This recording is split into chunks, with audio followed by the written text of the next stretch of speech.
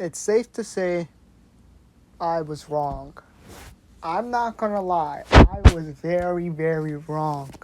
Specifically about a Power Ranger season that is regarded as one of the worst. But to be honest, I am actually actively rooting for this season. If you read the title of the video, you know what's up. We are talking about Power Rangers Ninja Steel and Power Rangers Super Ninja Steel. Quote unquote, one of the worst Power Ranger seasons ever to come out. But I watched the whole season last night, Super Ninja Steel included, and I must say, we treated Ninja Steel very, very badly as a Power Ranger fandom. Honestly, this show or this series or season of Power Rangers surpasses Power Rangers Super Mega Force. It is better than Super Mega Force and Mega Force, in my personal opinion. You don't have to agree with my opinion, but this is just how I see it. And I'm being honest, we mistreated Power Rangers Ninja Steel. Yes, when we found out that the ninja theme was coming back, some were hyped, some people were hyped, some people weren't hyped. I understand that. And then we had the whole recasting situation for the Yellow Ranger. And then we had the super long theme song. And we had some of the most generic plots in the episodes. I understand that part. But after watching it now as an 18-year-old, before watching it when I was like, I believe I was maybe 13, 14, I can actively say I enjoyed Power Rangers Ninja Steel. And here is why. Reason number one, Pink Ranger and White Ranger are fine as hell. That is reason number one. They cast some of the most beautiful looking girls ever. Christy Ann as Sarah as the Pink Ranger and Zoe Robbins as the White Ranger. Beautiful young ladies. Okay, there, I said it. I had to say it. Let's be honest. Ninja Steel girls were fine as hell. Let's keep it a buck. Okay? Alright, now, number two, I'm gonna be real. The plots are generic. I can't disagree with you on there. But there is some plots that are kind of funny and kind of cool. I mean, you got the whole Brody Android storyline clone part, which was crazy. And when we find out Levi's actually Aiden, who was Brody's brother, that is incredible. I love that storyline a lot. You really didn't see it coming until like, you know when shows like do the little camera and sound effect thing where they show that this person isn't as who they seem? Once you found that part out, you were like, okay, yeah, this man is definitely not Brody's brother. But when we find out that it's Levi Weston who is Brody's brother, that is an amazing, and I love that story arc. It was a very short story arc, but I loved it a lot. Another story arc I love so much is the finale for Super Ninja Steel where Nick got brainwashed. That was also a fire storyline. Madam Odious really pulled out the stops, and then having Sledge come back from Dino Charge for then Kota to team up with the Ninja Steel Rangers, because for anyone who doesn't know, Peter Sudarso, the Blue Ninja Steel Ranger, and Yoshi Sudarso, the Blue Dino Charge Ranger, are brothers. But to have Kota and to have the two brothers team up in the series and fight alongside each other, not once but twice, amazing. That is what I wanted to see. And honestly, it was something that we didn't need, but it was something that we definitely loved.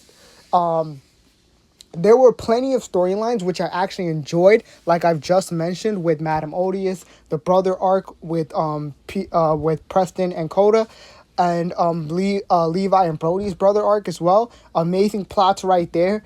There's even a funny one where Haley and Sarah's parents start flirting and going on a date. And honestly, I loved it a lot. I know it might have been kind of cheesy, but seeing it now, I actually enjoyed it because, like, some of the dialogue in Ninja Steel is actually pretty cool when you really, like, think about the time period they were from, the time the show was set in, and, the fact that both of them were inventors, and the fact that both Sarah and Haley got obsessed or upset or jealous about it or thinking crazy that it's weird.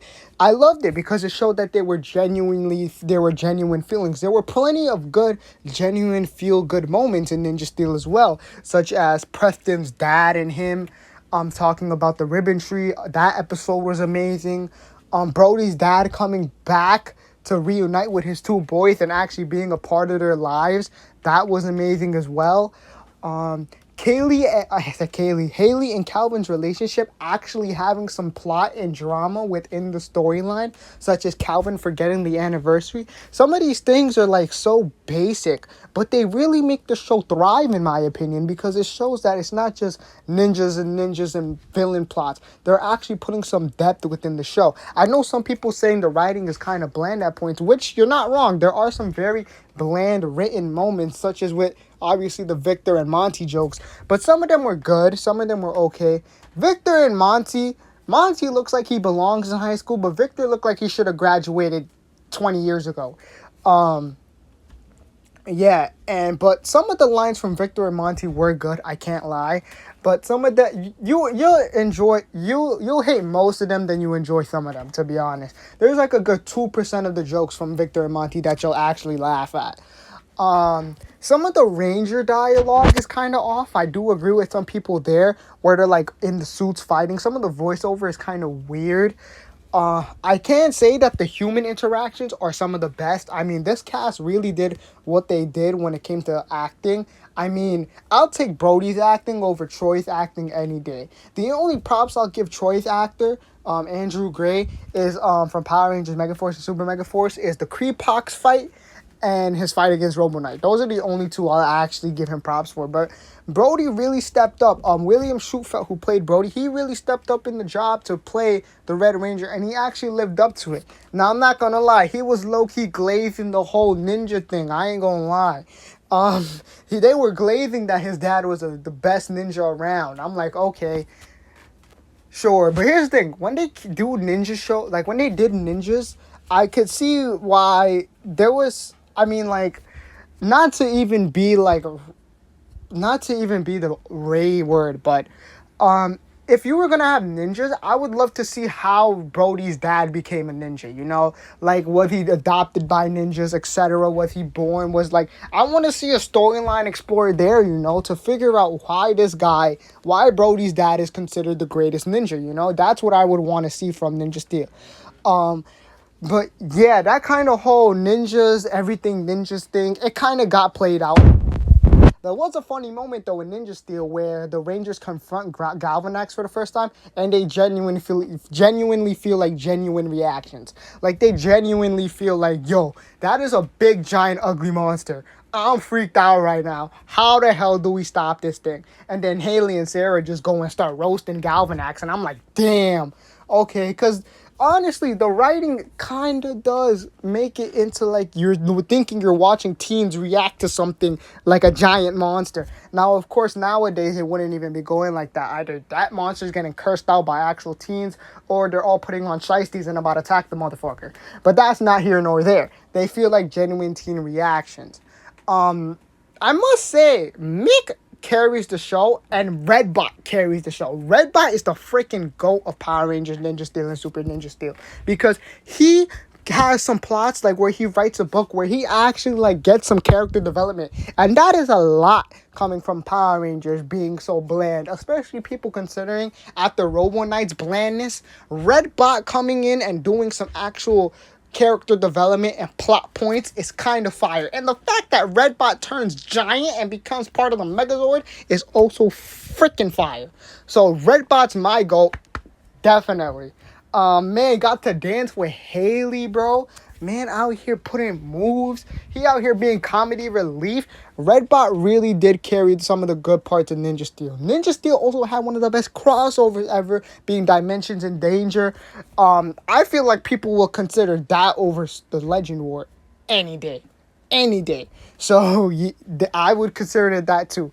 So for those reasons, those are my pros when it comes to Ninja Steel. My only cons with Ninja Steel is that some of the voiceover for the Ranger fights kind of don't fit right. Like, some of them are kind of, they're like, okay, Did you really need to say that? The fight scenes are amazing, but the dialogue in some of them is weird. And of course, you got the corny, like, Red Ranger has to make a statement.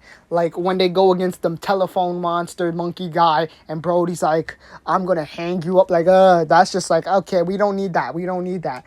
But aside from, like, some of the bland writing, it's actually a pretty good show. And I feel like some people should give it more credit for what it was trying to do, coming off of Power Rangers Dino Charge. It came off of Power Rangers Dino Charge, and Dino Charge literally revived Power Rangers in most people's opinion.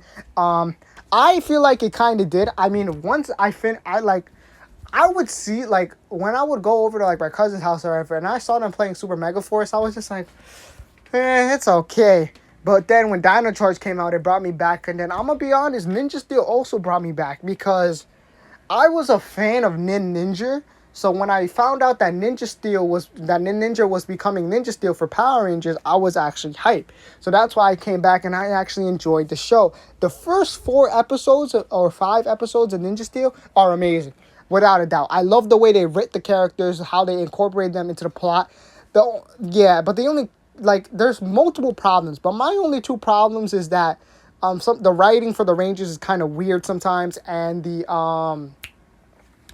Rangers training kind of makes no sense to me. You mean to tell me out of nowhere, Sarah, in the first or second episode, Sarah and Preston are able to do backflips and know how to use a sword?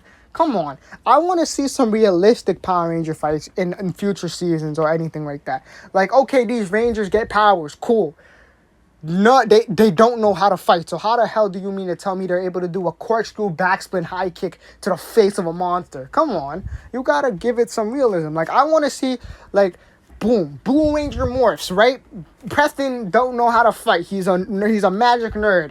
So I want to see him, like, go for a punch, then the monster dodges, and then the monster goes for a punch. Preston ducks, and then Preston goes for, like, another punch. The monster catches it and, like, flips him over. And Preston's like, kind of like how Ziggy went against Tanya in Power Rangers RPM. I want fights like that because, let's be honest, Ziggy didn't know how to fight. But when he fought Tanya, he had to adjust himself. But it wasn't like a high-action fight. It was like a goofy fight, like a realistic, oh, this person got powers, but they don't know how to fight. What do you do? Because Brody's the only one that actually knew how to fight, and Brody was low-key getting his ass kicked until he got the Red Ninja Star. But I want to see fights like that, like realistic fights where the Rangers get abilities but don't know how to, like, use them yet. That's what I would want to see in future seasons. But other than that, I honestly enjoy Ninja Steel. And I feel like most people should give it the shot it deserves. Maybe people were too hard on it. Yes, I know some people say the acting was bad. But honestly, it's Power Rangers. You gotta, if y'all could have dealt with Mighty Morphin's acting in the 1980s, y'all could deal with new acting. Okay, there's limits. There's limits in my opinion. Now, I'm not going to lie and say Megaforce had great acting. Megaforce had a good cast. But the scripts they were using were terrible. Ninja still has good scripts and good acting and good actors. But the good scripts come at certain points. And the good acting comes at certain points. There you go. That's the best way I can sum it up. So enjoy Ninja Steel. It's actually a good season. Check it out.